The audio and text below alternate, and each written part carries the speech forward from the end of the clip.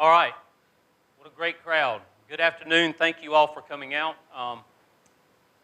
to try to have a little icebreaker. I know this is a hot topic. Yeah. I want to start by thanking the town, thank the citizens, especially those, thank staff and my staff especially. We have been busy. We have been working very hard. It is very stressful. It is very trying. We have truly dedicated staff to the citizens of this town, the visitors, the guests. They care about this town deeply, as we all do. It has been tough.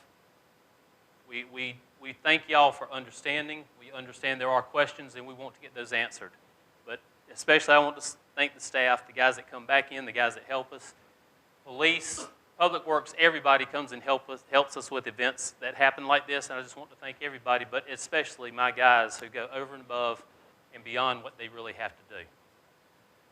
A couple things is I really appreciate the fact that everyone's here to try to get information, get some knowledge. Let's try to get some education. I have a question for some people. I have a question for the group. Can anyone here tell me what Bill Kraft had for breakfast this morning? The reason I say that, and this is not a poke at anything, but the reason I say that is let's go straight to the source. Let's not talk about it in big groups. I'm not saying that's a bad thing. I'm not saying that's a good thing. I'm not going to say either way. But if I want information, I need to go straight to the source. Bill, what did you have for breakfast this morning? And he can tell me. With that being said, I ask that because I have an open door policy. If you have a question, 910-278-1000, set up an appointment. Send an email through the town's website, through the info system. We'll get the email. Sometimes it does go to spam folders and stuff like that. We've missed a couple. I do understand, recognize that, and take responsibility for that. But we want to have those open means of communication with you. If you have a question, come see me. We'll be glad to talk about it. I'm not going to guarantee you'll get the answer that you want, but we'll be glad to talk about it. We want to let you know everything that's going on because prevention and education is what we're here about. We're in the business to put ourselves out of business because we want to prevent these things from happening. Only way to do that is to educate people. And if you want to talk about it, by all means, come talk. I have some, people were asked to send in some questions, and they did, so we're going to start with those. We'll start with the questions. I'll discuss that, everything else, and as we get through that, at the end of that session, what we'll do is that we'll come around, and if you have some questions for us, we will do the best to try to answer everything we can. If there's something that comes up that we cannot answer, Sam will write it down, we'll research it, we'll find out what's going on, and we'll get back with you back to you with that. We'll just need your name, phone number, email, however you want to be contacted. So let's start with some of the questions. One of the big questions that we've had, and by the way, I'm a little bit of a roamer and I talk like this, so I'm sorry.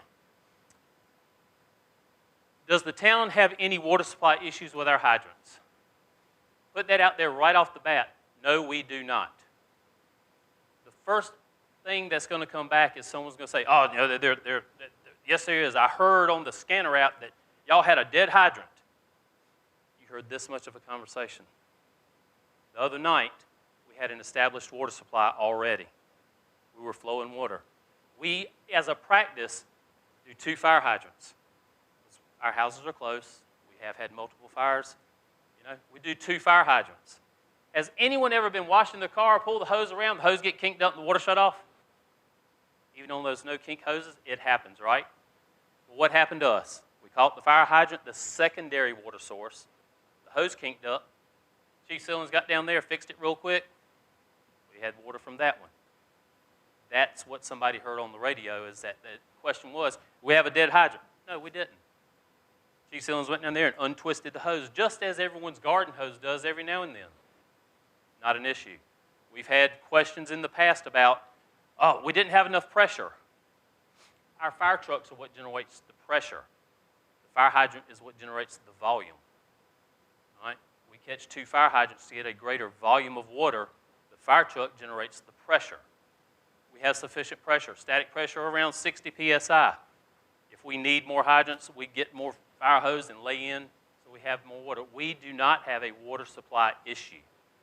If people say, people will hear, we get on the scene and you might hear on the radio, we're out of water because the truck exhausted the supply that it had while the hydrant connection is being made.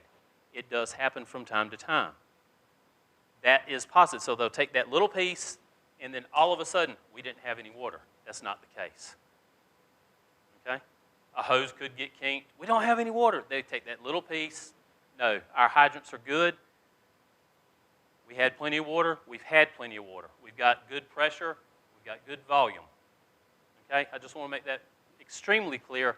And honestly, no reason to tell you any different, because if we did have a dead hydrant, I'd say, yep, the hydrant was bad. You know, it's a mechanical thing. It has happened before in the past, not here, but at other places I've been. You turn the stem breaks. The cap gets, stuck on there. Somebody put something in the fire hydrant. It does happen. But we have not had those issues. I'm not going to say that we won't. Hopefully we won't. If we do, we address it and we regroup, which is one of the primary reasons why we always catch 2 hydrants on fires. Secondary means a water supply. So, what is the best way to charge an electric vehicle? One of the questions that's sent in. This is going to be the standard answer when you ask anybody per manufacturer's recommendations. If you buy something and you go to use it, what do most of us do? We get it, it's like instructions, and we go to using it, right? There might be something that special that needs to be done, whether it be a LSV golf cart, whether it be a hybrid vehicle, whatever. We need to read the manufacturer's recommendations. I will tell you that, charging a golf cart that might draw 12 amps and you're drawing it off a 16-gauge little orange drop cord is not a good thing. The manufacturer's recommendation is going to dictate what size cord needs to be used. Do you even need to use a drop cord? Does it need to be a dedicated outlet? All that stuff would be in the manufacturer's recommendations. That's what we need to follow. The question was, do you need a special outlet? I've talked to a lot of people about that. It goes back to the manufacturer's recommendations. But, we would recommend that you have an electrician analyze what the amperage draw is going to be on whatever it is you're charging, and then install a dedicated outlet for that, which would be within the specifications for that to be charged. Okay? Again, manufacturer's recommendation of what is proper and prudent to do.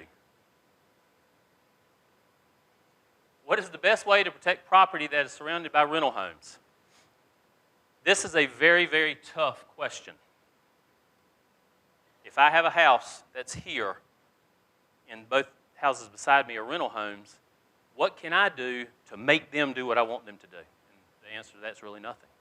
What I can do is I can have a talk with the property owner to say, I noticed the other night that the people were grilling on the back deck on the second level and it just didn't look safe. Is there something that you can put in your rental agreement or whatever that doesn't allow them to do that? Because as for code, as for the town, as for any of the law, there's nothing that we can do on a residential property that says they can't do that. I mean, it'd be no different than if I come up and said, hey, you can't wash your car right there. Or, you can't grill where you want. We can't tell you that kind of stuff at the residential property. It's different with condos and townhomes. But we cannot make a residential house do certain things. Having that conversation with property owners, even if you're living beside you, if you're 2 full-timers living beside each other, having good conversation with your neighbors about what to do. It's like, hey, you've got all this pine straw in between here, and if we had a little fire, it might spread. Let's get all that up, and let's put something else that's not so flammable in there. Make sure the gutters are clean. Make sure that there's all sorts of things that we can do as neighbors to talk with each other and help each other. Neighbors educating neighbors, that's a lot of it. If you feel like that they're not doing things that they should, let's try to educate them in a nice way. That's the biggest thing. Let's assist them by making it safer for all of us. I think that's something that we need to work on. But the best way to protect your property surrounded by rental homes is having those conversations. Let's see, I talked about the grills. So fireworks. Fireworks are illegal, correct? We're not supposed to be shooting fireworks in the air and everything else, and everyone knows 4th of July, I mean, the police was inundated with fireworks calls because people still do it. It's illegal. If somebody's shooting fireworks off the back deck and having fun, call it in, okay? It could be bad. Might not be, let's hope it's not, but we're not supposed to be doing that. So you don't call the fire department, we don't take care of fireworks, that's an enforcement issue that the police has to take care of. The bad thing is that, you know, people are having fun, they come down to have fun, but you're not supposed to be doing that. It could cause problems. Again, I talked about the grills. Good grill placement is key. You don't want to cook right beside the house. I've seen pictures and videos of other places they cook. The grease gets in the grill, they don't clean it right, all of a sudden it catches on fire, the side of the house is on fire, there's a mess. Good grill placement, keeping your grills clean, keeping maintenance. That goes to anything that's in our home. Proper care and maintenance of our home, of grills, of our LSVs, of our anything. If you take proper care and maintenance, that makes things safer. What is the best way to store batteries in a garage, under the home, anything like that? A nice, cool, dry. It doesn't need to be damp. Put them in a container. Keep it away from damage. If something falls on it and damages a battery, that's bad. Any type of battery. We're just not talking about lithium. Any type of battery. If it has damage to it, get rid of the battery properly. Storing them in a nice, safe location, cool and dry, climate-controlled area. That is the best, and you can look it up. Again, it's all manufacturer's recommendations, but you know, put your old batteries in one container to dispose of properly, put the new batteries in another one in a nice climate-controlled area or a nice cool, dry area where they can't be damaged. If you smell that sulfur smell, if you have a damage to a battery or something like that, or you know what, I plugged this in, whether it be the leaf blower or the golf cart, something's not charging right. I plugged it in and it only gets half charged and it's been plugged in for 2 days. There's something wrong, okay?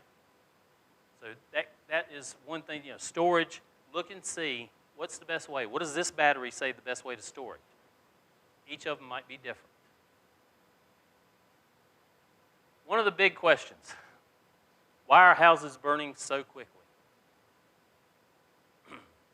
There's a couple of different things with this. This folds into another question I'll probably touch on. When there's a delay in calling it in, and I'm not saying that there has been, but when there's a delay in calling one in, it gets so far ahead of us. When they burn, fire doubles every 30 seconds. All right? And that's one of the questions to talk about. Fire doubles every 30 seconds. So you have a fire this big, in 30 seconds it could be twice that big. So calling 911 quickly is the key. You know, a good response is the key. Recognizing there's an issue is the key. Piling houses, do they burn quicker than other ones? The house itself is the same material whether it's on the piling or whether it's on the ground. However, on a piling house, if the fire starts underneath, you know, we have the fire triangle, and then you got other things. You got the 4 components. You got fuel, heat, oxygen, and chemical reaction. Well, let's talk about the 3: fuel, heat, and oxygen. If a fire starts and it's got plenty of fuel, and it's an elevated house down there, and it's got plenty of oxygen, it's going to generate the heat. So what does that mean? The fire's going to get bigger rapidly. We are at the beach. You know what? That means we're going to have some wind or a lot of wind. If that's the case, what does it do with that oxygen over there? It supplies it. That means the fuel gets bigger, or the fire gets bigger. If it's got plenty of fuel, it's got plenty of air, it's going to generate the heat. The fire gets bigger. So yes, elevated houses probably do have a chance of burning quicker than one on the ground because it has all the things that it needs. Okay? You can see from the videos that have been posted from early arrivals to citizen videos, oh my gosh, and when they're that far ahead, it's very difficult to regroup and extinguish that fire with that much when you're talking BTUs. The other reason why fires get ahead now is everything that we have in our homes and society, everything else is synthetic. If you simply look up legacy homes versus modern day homes. Back in the 70s, your furniture was made of wood and cotton and that kind of things, right? Legacy home, you had 15 to 17 minutes to get out of your home if there was a fire. And there's videos on that where it starts a fire in a living room and it's burning the couch and it's burning the drapes, and this is in a legacy home. And 17 minutes later, the room comes to flashover, which flashover is when the room gets to the temperature, everything in it ignites. You know what today's home time is? You have that same fire with that synthetic couch and the synthetic curtains and the synthetic carpet and everything else, you have 3 minutes. And one of the questions is going to be, well, what can we do to prevent that? Sprinkler systems. All right? Sprinkler systems. They don't save your home, but they give you time to get out. I'm probably jumping ahead of my slides, but that's okay. This is informal, right? We can just talk. We're having a good conversation. Sprinkler systems, they do help. Monitored alarm systems, they help. All right? But why do we not have some of that stuff? Because we are a minimalistic society. We are. I don't want to put the sprinkler system in because it costs money. You know, it might add $2 a month to your mortgage over 30 years. Might be a little more. I don't know. I don't know the exact quotes on that, but it does save. Monitored alarm systems. You know, that gives an early notification. Well, they go off regularly, and we just don't want to bother y'all. We would much rather be bothered and come out and not be anything to it than to come out and deal with what we've been dealing with. That's for sure. But those things like that, that's making sure that your home is in good shape. Again, care and maintenance of things, not overloading circuits, using drop cords properly. There is a list of things nationwide, not just in Oak Island, that for fire prevention that it covers. The causes of fires, nationwide, it's all the same, cooking being the number one thing. You know, we've had fires, none of them are related as far as what it is. I will tell you, and we'll get into this in a little bit, that there are some similarities on some things, but what can we do to make it safer? That's one of the things that everyone wants to know. Well, there's a lot of things we can do, but what does it take? It takes money. It takes time. It takes the willingness to do it. That's something that everyone needs to take away from, is if you choose not to put a sprinkler system in the house or not to have the proper smoke detectors in the house, even if it's not a monitored system, well, I've got a couple smoke detectors in the house. Yeah, well, is 2 enough? What is the code? Find out what it is. If 5 is the code, that's the minimum amount. Do I need 10? Do I need to put a heat detector under the house? Should I take under the house where I'm parking and do away with the vinyl siding and put fire-resistant plywood and paint it and make it all look good? Ooh, there's an idea. But it costs money. So that's one of the things that we can do to prevent stuff. And when I say prevent it, we will have fires. There will always be something that will do that, but if you have a fire up under there and there is some sort of barrier, maybe it won't be so bad. Or maybe you park the golf cart in a storage shed outside, and if there is an incident with it, or if it's a scooter, or if it's a weed eater, or whatever it is, then it's outside and not attached to the home. So there's many things that we can do. The list can go on and on. We could have that discussion, be here till Monday morning. Does the fire really double every 30 seconds? Yes, we just talked about that.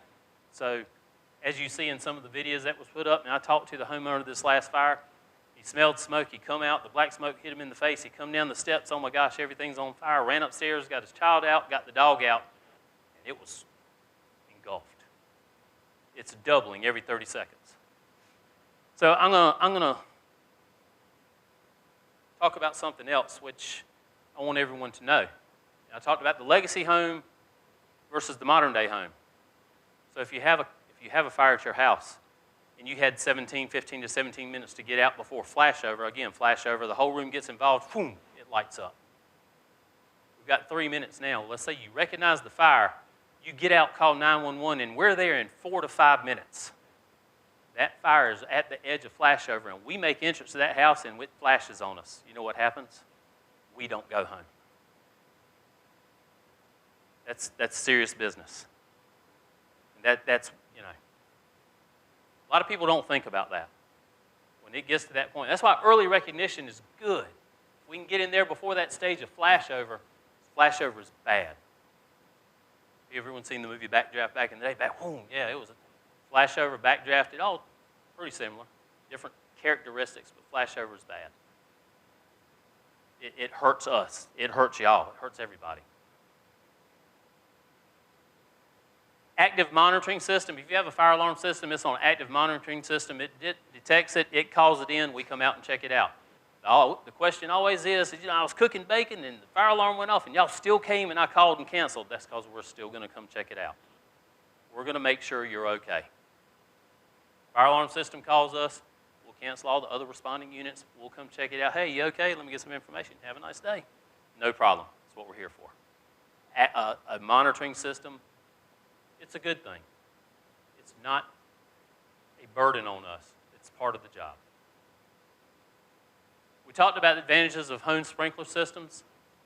You can retrofit houses to have home sprinkler systems. There is some cost in that. There's cost in everything we do in life, right? Whether you want to buy nice or want to buy this or that, there's always cost involved in everything. Sprinkler systems do make a difference, and we push that. One of the biggest things. What is the value of your property, your belongings, in your life? Put a price on it, and then figure it out from there. What are safety precautions for storing and or charging a golf cart, LSV, or electric vehicle? Y'all are going to get tired of me saying this. Manufacturer's recommendation, because that's what I have to say. Manufacturer's recommendation, that's what I need to say. I don't know every different one of them. They've got so many kinds now. We were just talking about a new one the other day that's all self-contained and has a halon system built in it, so if there is an issue, there's so many ones, and the training that we're having to do to try to keep up with this is tremendous. And we do a lot of research on it. But there's so many different ones. That's why a manufacturer's recommendation is what we preach, But keeping a golf cart under the house, and this happens. I've heard people tell stories, is that, yeah, my neighbors have a golf cart, and they have a rental people come in there, somebody rents it, and they plug the golf cart in, and then they're gone for 3 days. The golf cart's still plugged in. So I call the person, because I know who owns the home, and I tell them, I'm going to unplug your golf cart. The manufacturer, I'm sure it's not going to say just plug it in and forget it. There are processes and means and ways of how things are supposed to be done. Make sure it's the right charger. Make sure it's a UL listed item. Myself and one of my captains were talking about that the other day. We can find all sorts of things on Amazon and mail order and everything else that, man, that charger won't but $4.99. It don't have a UL listing or nothing on it. And he actually had one almost catch on fire at his house because he tried one day. And it was bad. Having those UL listed items, the proper charger for the proper vehicle, apparatus, whatever, that's key. One of the ones that we refer to, I think it was up north, they had two little like scooters, and they switched the chargers inadvertently, and they weren't the right ones. They plugged in and everything else. It caused a fire. Do lithium batteries have a connection to the recent fires? Well, we put out what the causes of, and there's been some discussion. How many fires have we had? We've had 4 fires that consisted of about 7 houses, right? We do know that one of them was lightning. Nothing we can do about that. That does happen. We do know that one of them started outside the home, burned in. We don't know exactly what that was. We've investigated it. SBI came out, took samples, all this other stuff. We have not got that back yet. When we know, we are glad to share that information. And maybe we work on some things that gets it out a little bit better. But we wait for other people. 54th Street. I was out there the other day. The insurance company's guys were there. There was 8 or 9 of them all around because they're trying to figure out what the responsible party is. They're digging it out. They're pulling stuff out. They send the car off. They send the golf cart off. What started it? We know it started in the area here. So what we do know is that 2 fires started in the area of golf carts. All right. Now, what else was in that area? Well, one of them, there's a golf cart, there's a scooter, there's some other stuff. What started that fire exactly? It's undetermined. What insurance companies are going to do is they'll come in and they'll take that stuff and send it off, have it x-rayed and have it all this other stuff to try to figure out exactly what it was, so that way they can look at, do we need to go after this person, or this person? Or was it just an accident where somebody plugged an item, as we've had before, they plugged the space heater into a power strip that was plugged into an outlet that also had something else running into it. And we've had that. And it burned up the wall. Luckily, That's all it did was burn up the wall. But things like that. Is it a true accident where it was, didn't quite understand how this works, so we just had it plugged in with a little jock cord and it overheated and it caught fire. We don't know. Was it this battery? Was it this golf cart? Was it this plug? Was it this outlet? We can tell you that it started here, and these were the items involved. Outside of that, they need the forensic analysis to go from there. All right, Mike, you can switch back. How can I be sure the hydrant closest to my home is active and working? Well, we talked about that, but I will tell you that every year we go out and we visit the fire hydrants and do maintenance on them, all of them. Make sure the hydrant's there, working, caps come off, stem turns, and then we break the hydrants up to do flow tests in thirds. So every 3 years, all the hydrants are tested. 5 years? Okay, every 5 years. So everything's broken up. ISO requires us to do flow a hydrant every 5 years, which we meet all that. And we've got, Andy, how many hydrants? So well over 800 hydrants, and so we break that up into groups, and every year we visit a group of hydrants, and next year, so it gets ready, and that's just what we do. That doesn't include what the water department or anything else does. That's just what we do. But every year we do visit all of the hydrants to make sure that everything is proper and no one's coming, put a fence around it and all that kind of stuff. So we're making sure that the hydrants are working. If there is a question, if you think that hydrant, that hydrant just doesn't look right, something's wrong with it, just give us a call. We'll come out and check it. There's our fire hydrant and testing maintenance program. They can be found online. Steps we can take, this is some of the, this is my promotional pitches for different things. If you have an emergency at your home, and let's say that you do own property down here and you live somewhere else, or you're one of the people that comes down for 6 months and gone 6 months, you can put what's called a Knox box. We have a key, I call it the key to the city. Keys to your house go in that box. It's a secure location. We're the only people that have the keys to that. We can get in it. That way, if there is an incident, all we got to do is turn the key and open up. And I've done that quite a few times. Been on the phone with people from out of state. It's like, yeah, I'm in your house. Oh, it's really nice. Everything looks good. Reset the alarm and go from there. Other steps that we can take, Community Connect. This is a really neat program, and it's for residents and business. So in our software that we use for incident reporting, for pre-planning, for inspections, for basically everything that we do, Community Connect is a backside of that program. You can go in and you can fill out the information. It gives us your information, who's living in the house, what's living in the house. It even has an area in there where you can put your pets, pictures, and their names. You go to mine, my 3 dogs are listed in there. Labs, Cooper, Harvey, and Wallace. You can put pictures, all that stuff. It works really good.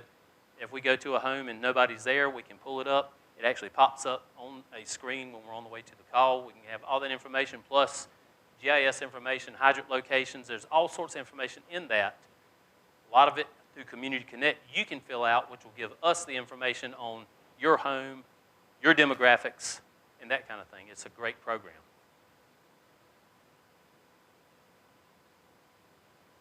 You can review our fire prevention page, and myself and Mike Emery have talked about we are going to try to make that a little more robust. We have heard from the people that we want some more information about fire prevention. We'll put it out there. We will send you the stuff that says, you click on this link. It's going to take you to NFPA. It's going to take you to other things that we use and we reference. And so we will try to make that more robust and easier for you to find. But information, our primary communication is the town website. You can sign up for the Stay Connected at oakislandnc.gov/info. That sends you out notifications, different things like that. Fire prevention on the fire safety page. That's the big thing. If you click on that info thing, it sends you text messages. It does stuff for you. It's a good site. So that was the pre-canned questions that I had that were sent in. I say pre-canned. They were the ones that were sent in previously. If I did miss something, I do apologize on those questions. I tried to cover them the best I could. If there was something in there in the questions that people sent, if you're here, we can talk about it. If not, send us an email. I'll cover it again. A couple things I want to address is some of the rumors on things. We do not have an arsonist. There's nobody going around setting fires. None of the fires are suspicious. We might not know that this item started the fire, but we do know that it was nobody with a gas can that lit it and ran off. We might not be able to tell you exactly that this switch or this outlet or this golf cart or whatever started the fire, but we do know that it was in this area. And through deductive reasoning, we know that it probably had something to do with this, and the insurance company will send their investigators in and find out, if they can, an exact cause. And if they can't, then they rule it undetermined and go from there. We talked about the causes of the fire. I've seen stuff, and this is one of the questions that I had, just like what Bill had for breakfast. I'm guilty. I read the social media pages because I want to see what the pulse of the community has and everything that's going on. I care about this community. I care about every one of y'all. I want to see what the pulse is. And when people put on there that, yes, they transported one person with severe burns and everything else. No. Nobody injured. Yes, he was out running around in like a T-shirt and some underwear because he had to get out of the house. So he got checked out by EMS. Again, straight from the horse's mouth. What did you have for breakfast? That is so key. If there are questions, direct it to the proper areas. That solves a lot of stuff. Be more than happy to let you know what's going on as much as I can. As much as any of us can. If you call and say, hey, what was that medical call you had on the beach the other day? We're not going to tell you. Yeah, we had a medical call there. One thing I want to discuss while we're on something like that is, one thing I ask the community is when we do have an incident like that, stay out of the way, please. The other night, we had a truck coming in. I had to get one of the police officers clear this area because everyone's standing around with their phones, taking pictures, taking videos, and everything else. I understand people are curious. But one, we don't want to hurt anybody trying to get there. Because y'all got to realize we're focused on that, and that's what's going on. And when you throw other things into it, distractions. Our distraction is that house is on fire. We got to catch this fire hydrant. We got to get down there. And if you're walking around with your camera not paying attention, that could be bad. So please, keep out of the way. Don't park. We absolutely appreciate the fact that if you and your civilian vehicle want to block the road for us, no, we got police that'll do that. We'll do that. Don't come down there. Just, that kind of thing. We talked about in the thing that we have had a significant, I say anything more than one is a significant amount of fires in a short period of time. Again, there's nothing that is, call it bad luck, call it whatever. We had a cluster of quite a few in a short period of time.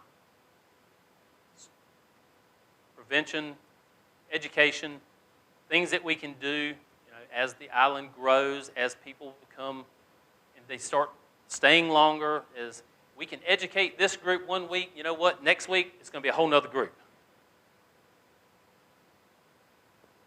Property owners need to make sure that people are educated in the rental homes. People that own houses need to make sure they're educated about their stuff. And if you have questions, by all means, please send them. I hope I've covered some of that. We will take some more questions. But all this stuff, of course, can be found online. Google search will take care of a lot of things, and you can get a lot of misinformation from that too. If you see it and it's like, it's telling me I can do this, send us a message. Is this right? We'll research it a little bit more. Our goal is your safety. We care about you. We want to make sure that you're safe and these things don't happen. But we have to have your help to do this.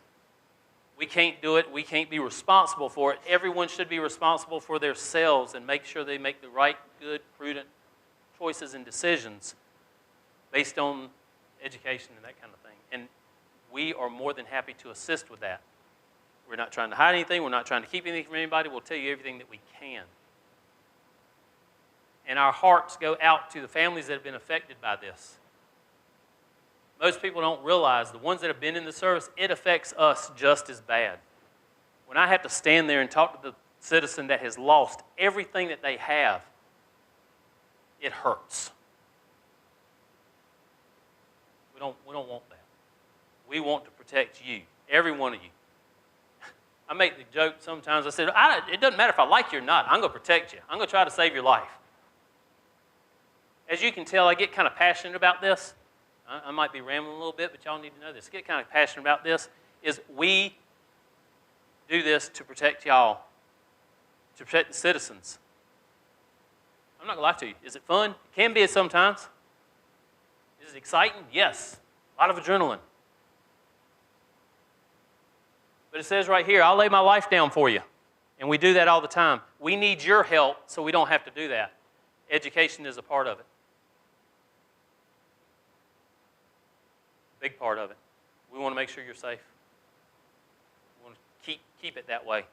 Along with that, in my promotional speeches, what does that take? It takes time, it takes effort, it takes money. There's new technologies, there's new equipment, there's staffing needs, there's all sorts of things that will be coming and that have to be added to. Not just us, police department, everybody. But what it is that's to provide that service to protect the citizens of this wonderful town, as Bill says, paradise. Now that I'm going to get off my soapbox here for a minute. What I'll do is we will take questions from the crowd. You ask whatever you want to ask. We'll go from there. I'm going to start with this side over here. Chief Sillins. They are? Okay.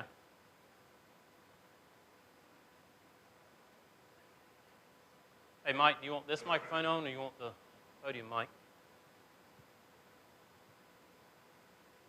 Handheld? Okay.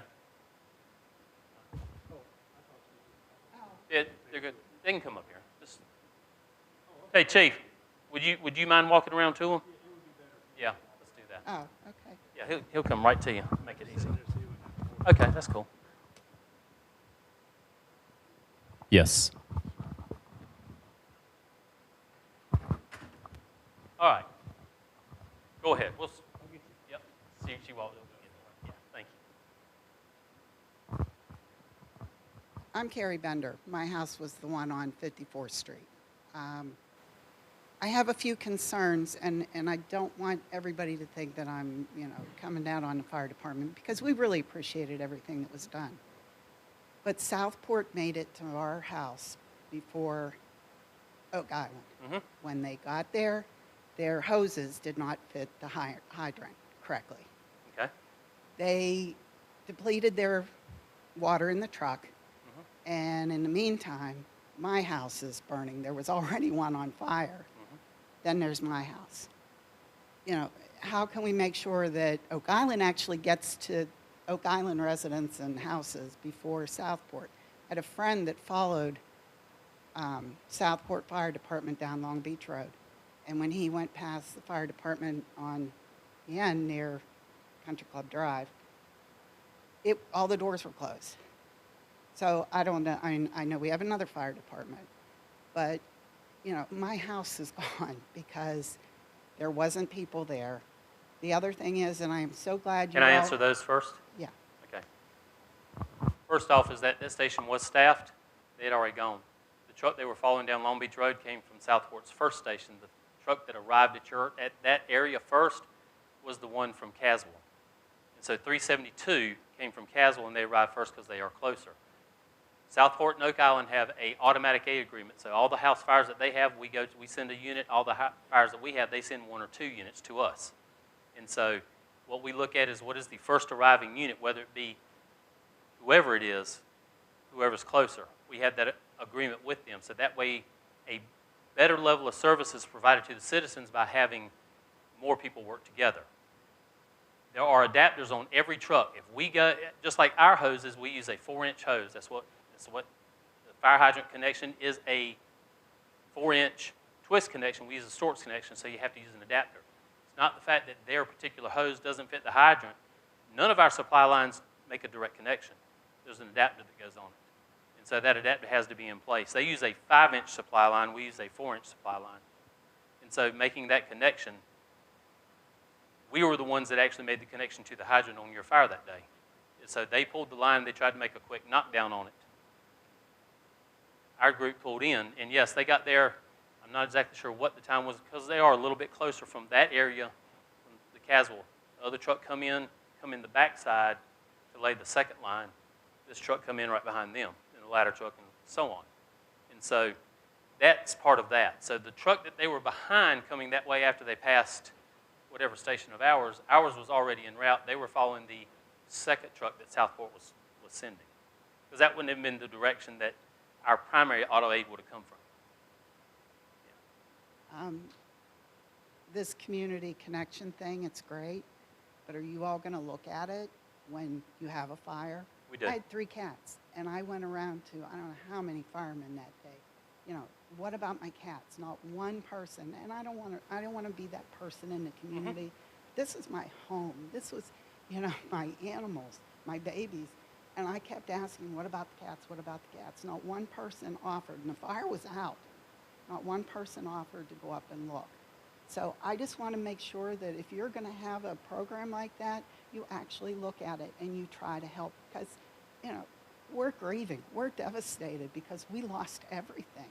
I completely understand. I will tell you that if that's the case, then that's the conversation I have with my guys. But I was there late because I was out of town. And when I got there, it was still a very active scene, and you're right, they had suppressed the fire. But I personally, Chief Sillins was in command, what do you need? One of the first things he said to me was, we've got this, this, and this, and there's still some cats missing, and I went into your house looking for them. I personally did that. I dressed up, went inside, and started looking around, and then one of my other guys, and I'm like, let's see what we can find. I'm not saying that's any excuse. I've got 3 labs that are my kids. I completely understand what you mean. It is devastating. And completely understand there are so many things that we have going on at those times that the way we have to prioritize things sometimes are bad. It's decisions we have to make.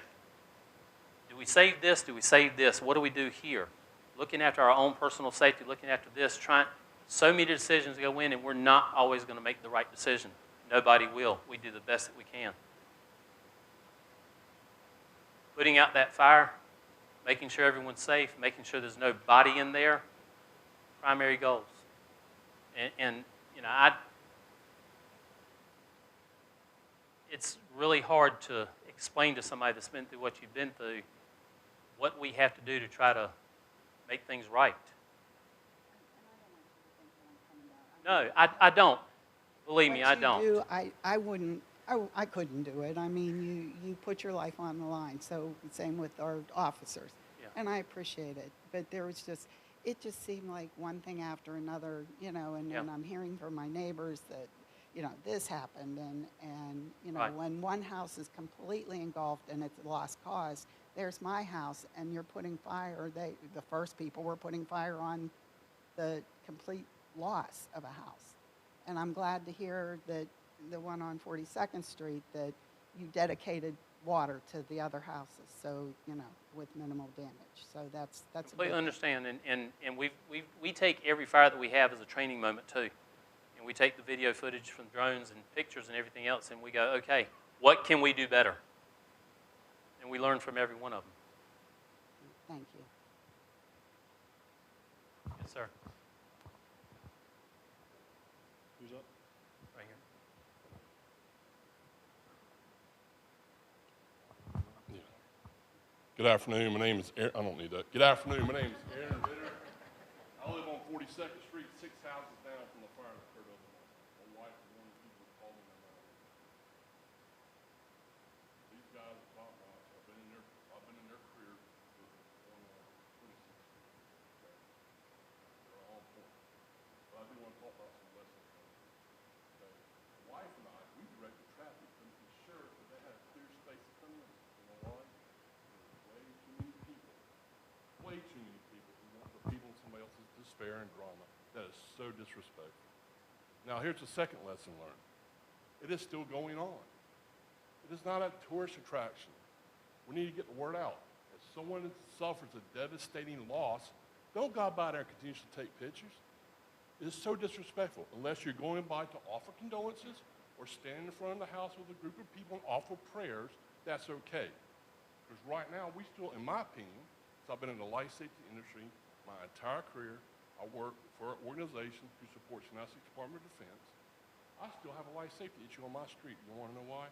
My present concern for clear and present danger today is I have so much traffic on my street now because people are going down there to continuously take pictures and rubberneck at the situation at hand.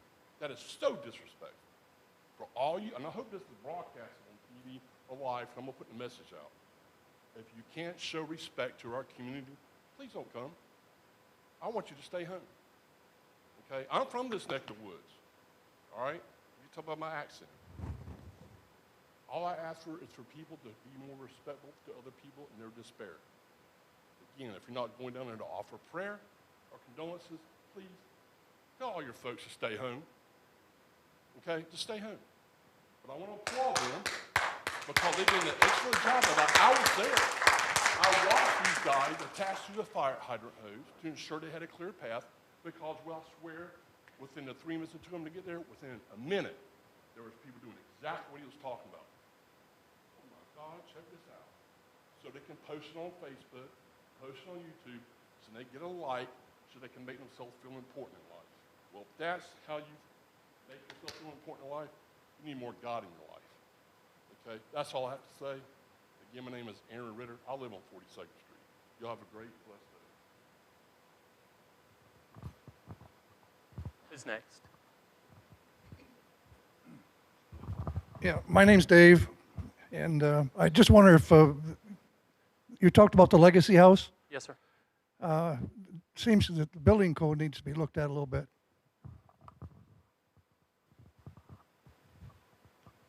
And I understand that. You know, that's things at state levels. Joe and I, our fire inspector, we've talked about stuff like that. Is building codes are you know, minimals. The way that things are nowadays with synthetics, it's you remember you can go buy a couch that's $4,000 that's made out of some cotton and it's heavy material, or you can buy a couch for $400 and it's all synthetics. You light both of them up and see which one burns quicker. That's just the fact. There's a lot of things in society that as things become cheaper, there are risks involved in that. And that might be my opinion. Somebody could dispute that, some of this stuff, you know. But those kind of things, the legacy houses versus the modern day stuff, it goes back to construction. Is you look at some of the houses today, and I'm not saying this is wrong, but if you look at the houses that have the engineered floor joist, that have the 2x4s made of particle board, that kind of thing.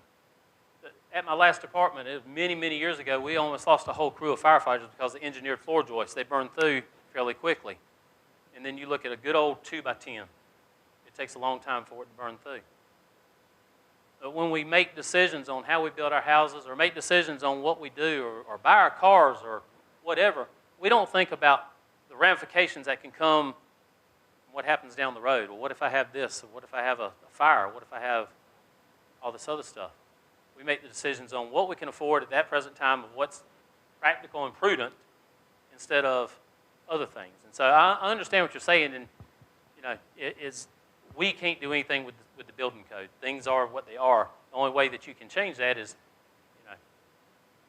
you know, go to building code council and send them emails and make phone calls and that kind of thing. So we have to adhere to what is passed down to us. But a lot of that does have to do, if you're getting a house built and you want it to be built this way or you want to build this way, again, it's financial cost.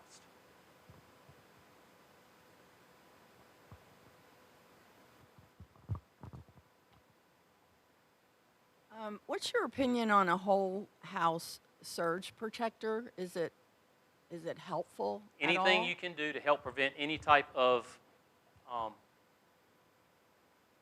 situation that can happen to your house, you know, whether it be just an individual surge protector or a whole house surge protector, it goes right back to what we were talking about. Sprinkler systems, monitored alarm systems. If You put a whole house surge protection system in there, I think anything you can do is a step in a forward direction of prevention.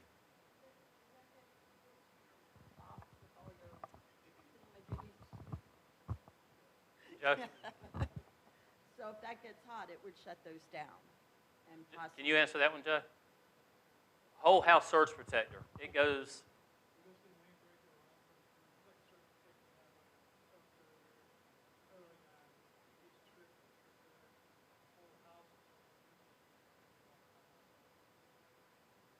So what he says, it goes. It's need the microphone. It goes in line, and if it detects that fault or whatever, you know, I've had some electricians say that some houses need ground. What is it? The arc fault. There's so, and again, all that you can ask 4 different people of what it needs. You could get 4 different answers. I might say one thing, and you know, whatever code is the minimal, and then whatever you do above that. So. Let's get on the mic because this is recorded. So Yeah, yeah, be right. I'm sorry. The whole house protectors are put in by the electric company. You contact them, they put them in, and they put them Okay. into the box. Yeah. So I think any steps towards prevention is progression towards prevention. What's your thought on lightning rods? I'm not educated enough to tell you, but my personal opinion is they look nice. They don't attract lightning. From my understanding, the research I've done is they actually create, when it's in the ground, some sort of proton, neutron little shield that's supposed to divert the lightning off. But what happens is you put lightning rods on your house and it comes in through the power line, or it comes in through the cable line, or it hits the tree and then runs the root and then finds something like the gas line or something that's coming in. They're not going to prevent that from happening. And most of the things that I've seen, it comes in from an external area like the tree or a gas line or something like that, where it follows it. It might not be ground bonded properly, or so. There's a number of things it could be. Most of the fires that I've seen is that if the lightning hits the house itself, the house sustains damage and a little bit of fire, but it doesn't have the catastrophic failure that if it comes in like an electrical area or anything like that. So that's just what I've seen. But honestly, I'm not. If they were that great, every house would have them. That's just my opinion. I'll give you that. I don't try to give opinions much, but that's my opinion on that one.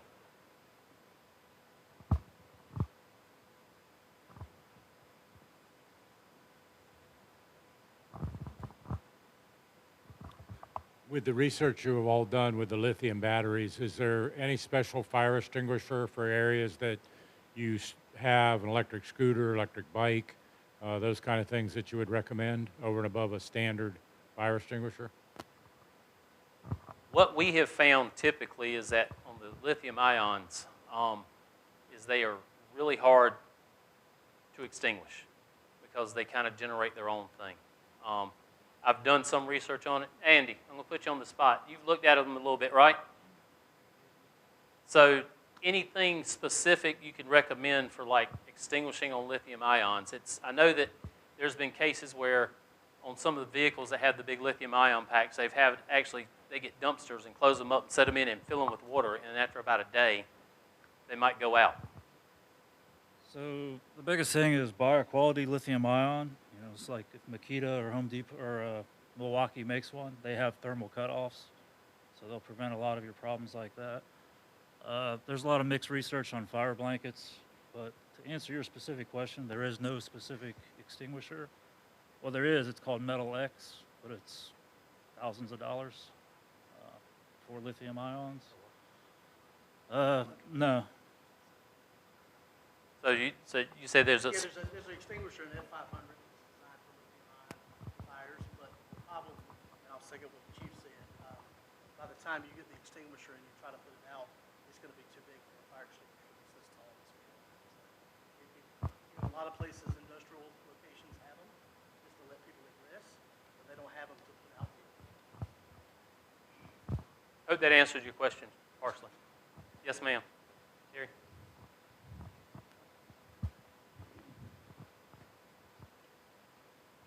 First of all, thank you, Chief, to you and your team for what you do for us every day. Second of all, thank you for having this event. it goes a long way toward improving communication that our citizens have been asking for a long time. And so I'm really grateful for you all taking this time to be here today.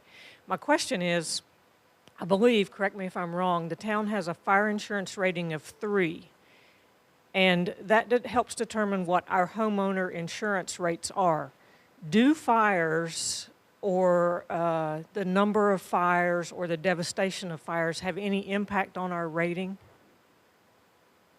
Put me on the spot, aren't you?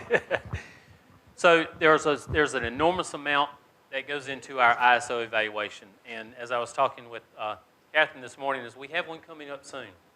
The amount of fire, the devastation to a home does not directly affect that.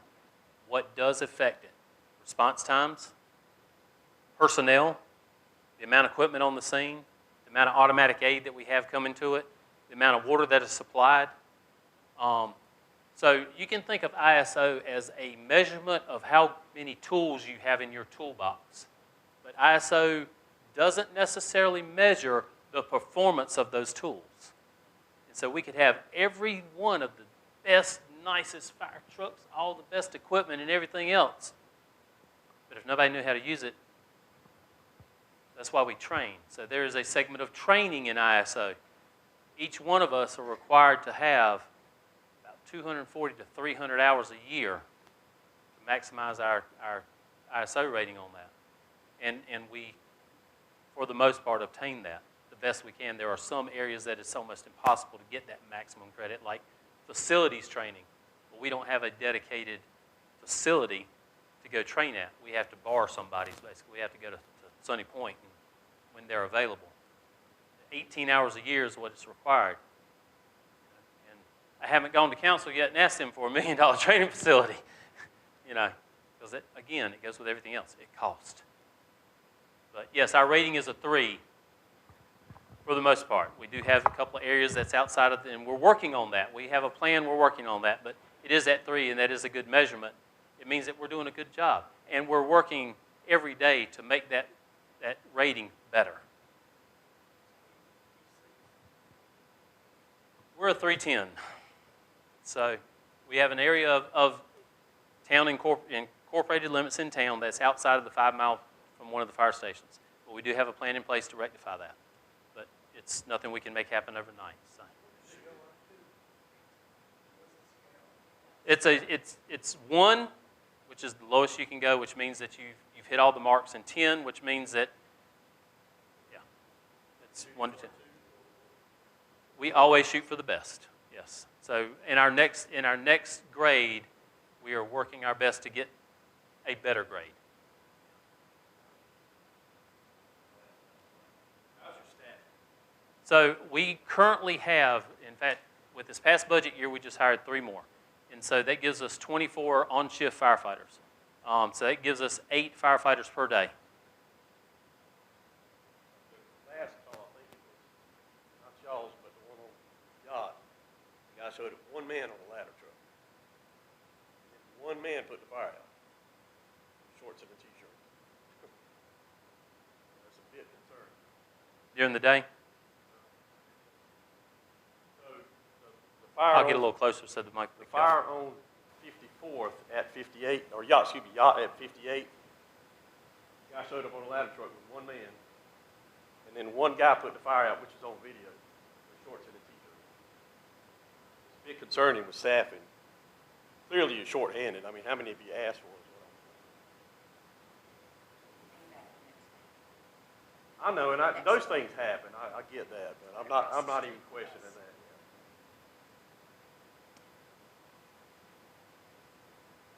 I want to be very, very clear how I answer this. Yes, we have asked for staffing.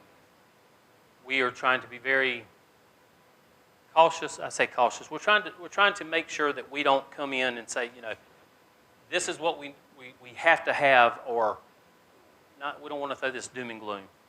Are we understaffed? I'm not going to say we're understaffed, but we do need more staffing.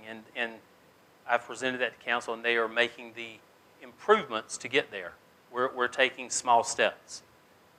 If we take the big steps, we all know what that means. It means that taxes are going up. That's just the facts.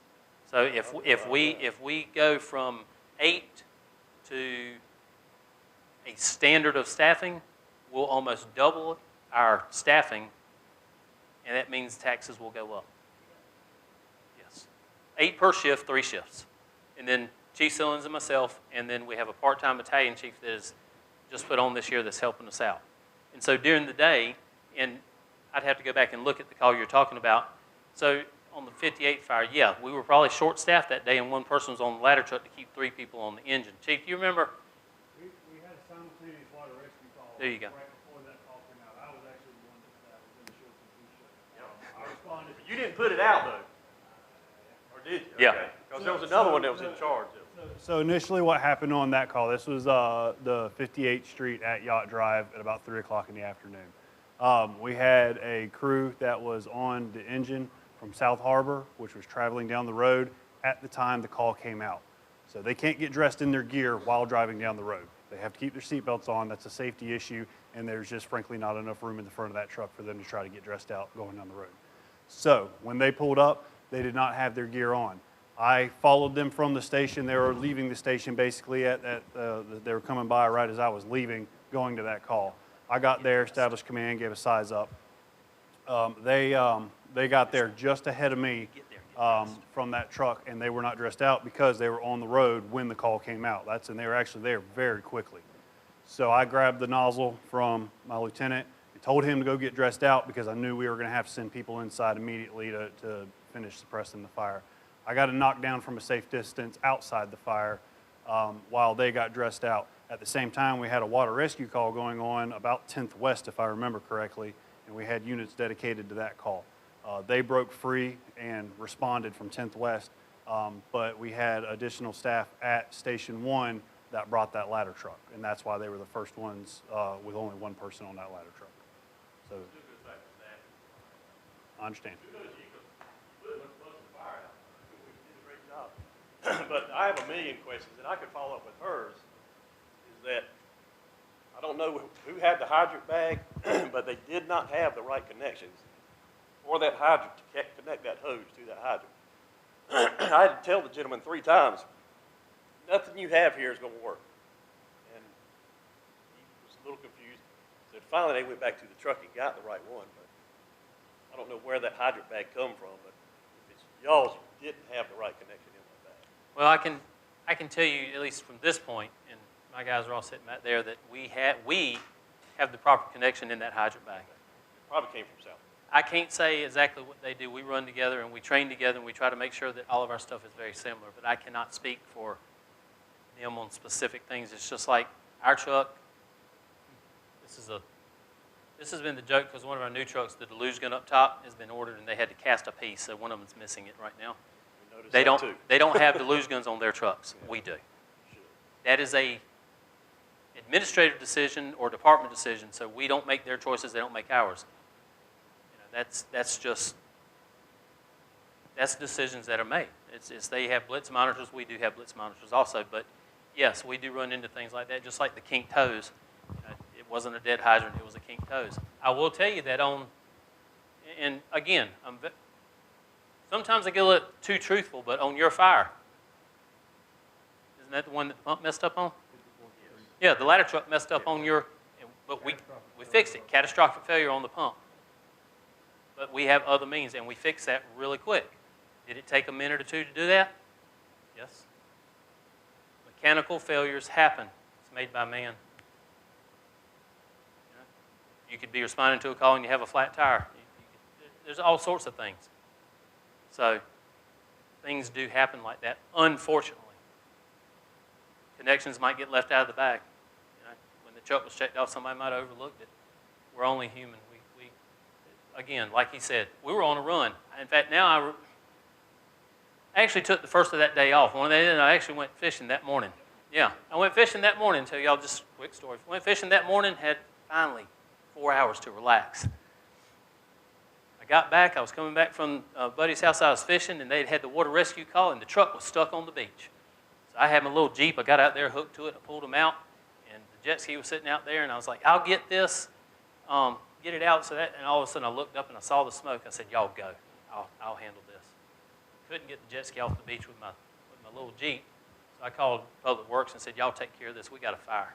And that's why I was delayed coming to it. Chris was doing his thing. He got command. I actually went inside on that one. And yeah, that was a tough one. But understand completely your concerns. And again, like every fire we have, like every call we have, we try to learn from them and make corrections to make it better the next time. I've got about 50 other questions, but it's better asked, huh? That's fine. Me and you can sit down anytime. Yep. Thank you for doing this, and it's a lot of peace of mind knowing we've got such a professional fire department. Do you have advice, recommendations on second floor escape plans if the steps were blocked? So they sell, the little ladders that come out the window. It's. I mean, I could be funny and say parachute, but they sell the little escape ladders that come out. It is concerning if you're on the second floor. Let's say the fire's in an area that the steps were and you can't get to it.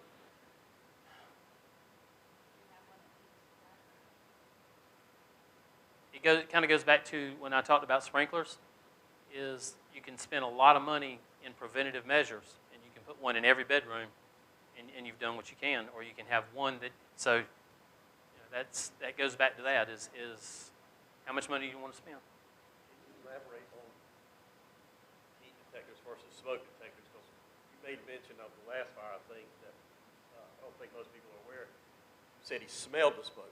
Mm-hmm. So he wasn't alerted by a smoke detector? No, because it started in the lower level. Right, so maybe elaborate on heat detectors versus smoke detectors. I know you don't want a smoke detector necessarily.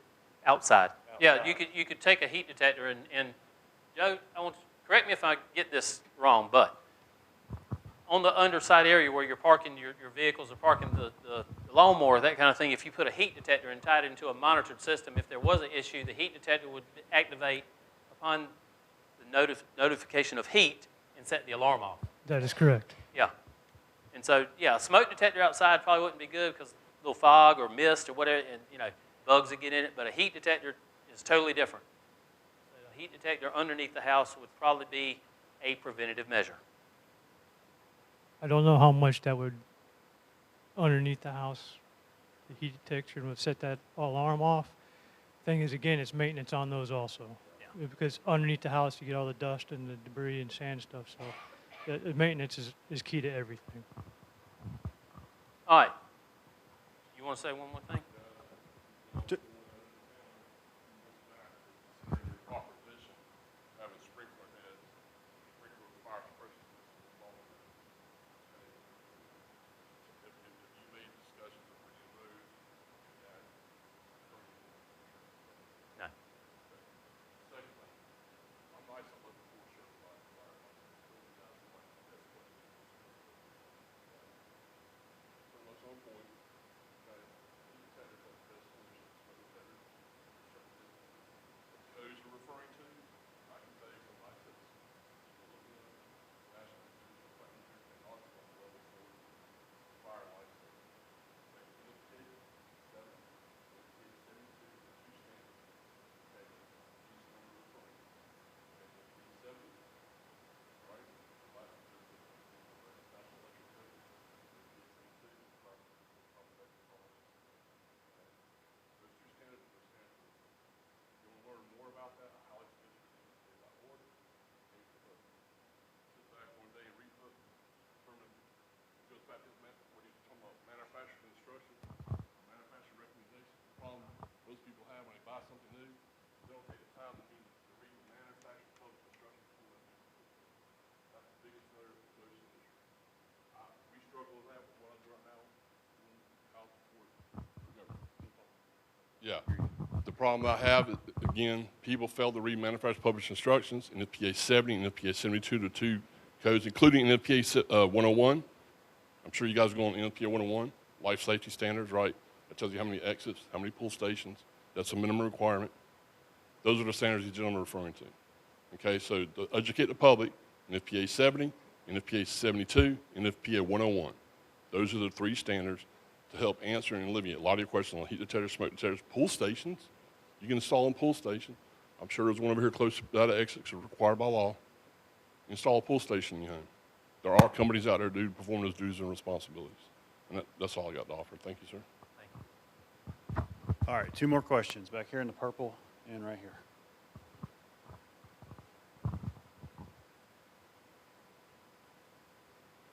Hi, my name is Lillian Jones. I'm a retired realtor. And because we have so many rental houses and properties in Oak Island, I think it's necessary to inform the homeowners that they need to keep their dryer vents clear of lint. I know homeowners probably do this as a routine.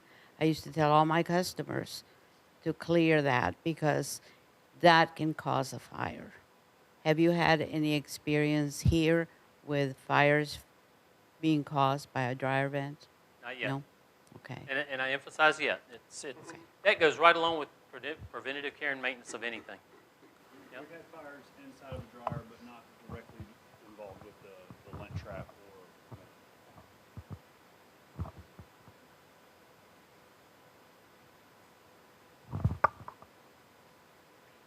My question just follows sort of that same idea with educating people. I think you're right. I don't know what a lot of these things are that you're even talking about. But we do have a lot of rental agencies here. Is there any way to get them involved in sort of that checklist of what we need to be checking before we go from one renter to the next renter to the next renter? Because if we live here and we're maintaining our home, who's maintaining those homes?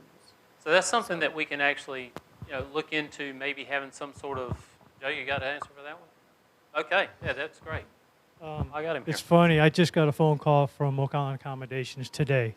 They're wanting me to come down, or somebody from the fire department to come down and do a safety meeting with all their employees, especially the ones that do the maintenance, the cleaning.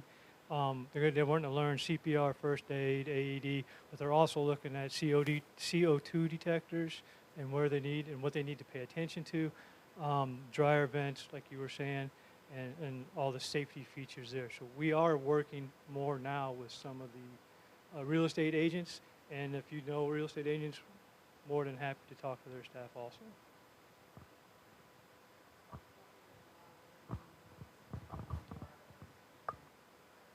Yeah. And that goes back to what I was talking about earlier, is having, I understand that if somebody has a home and they're Airbnb in it, you might not see them but once a year. But if you do know the neighbor and having good neighborly conversations with people, it's like, hey, I've noticed this. I know you rent your place out, and we need to have a conversation about this because I'm concerned. And having that good conversation, it might only go this far, but if a little bit of prevention takes care of an issue down the road, then it's worth it. And outside, if you do nothing, it's like, well, there's nothing I can do because they VRBO that or whatever. And let's try to educate the others. That's all. I mean, I would love for us to have a huge campaign where we could educate everybody, but again, this week it's this group, this week it's this group. Chief Morris and I talk about that. It's education to the visitors is tough because if you educate one group this week, it's not the same group next week.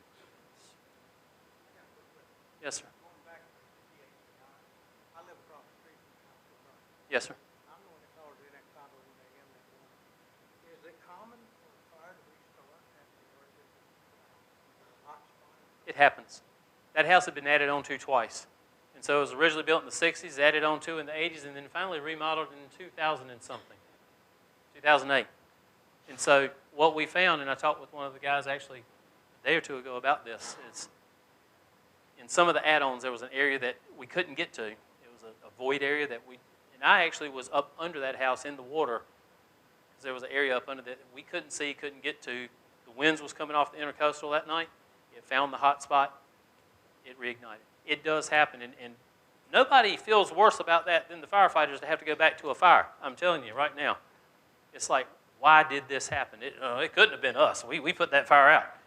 And I'm going to tell you, I'm going to get on my soapbox here for a minute because as the chief of the fire department, I feel ultimately responsible for not just my guys in town. That fire rekindled that next morning, and we almost lost one of our firefighters because of it. We had a Mayday that morning. Skinny, stand up. Thank God he is here. That man went inside to fight that fire, fell through the floor. Christian, stand up. The man beside him grabbed him. Captain Dick right there was watching outside. He told me it looked like a movie. Fire all around him. He's holding him through the floor, and they declare a Mayday. And Southport, luckily, was right there behind them, pulled that man out of the floor.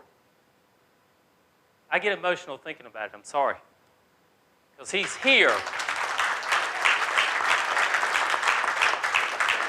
So it's no excuse that we didn't find that, but it does happen. And it weighs heavy on my shoulders that, you know what, we went back. Oh, my God, I'm so sorry. It does happen every now and then. Anyone that's been in the business will tell you it does happen. But we almost lost a man because of it. And it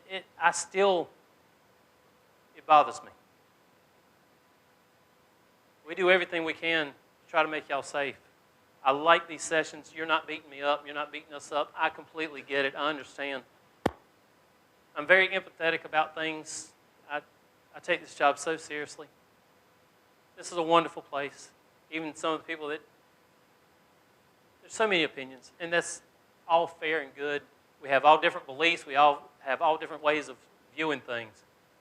It's a great place. I enjoy being here. Thank y'all for coming today. Thank you for this input.